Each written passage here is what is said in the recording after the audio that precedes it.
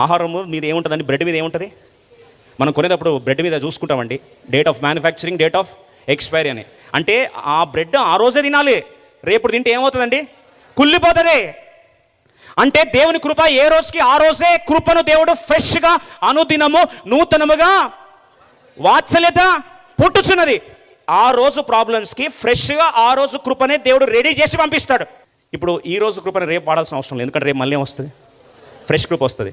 So fresh ప్రాబ్లమ్స్కి fresh కృప. కాబట్టి రేపటి గురించి ప్రభువా, రేపటి కృప ఈరోజు రావాలని ఎక్స్పెక్ట్ చేయకండి. కొంతమంది చాలా తెలిపరులు, ప్రభువా రేపటి ప్రాబ్లమ్స్ గురించి ఈరోజు ఆలోచిస్తా, రేపటి కృప కూడా ఈరోజు నాకు ఇచ్చే.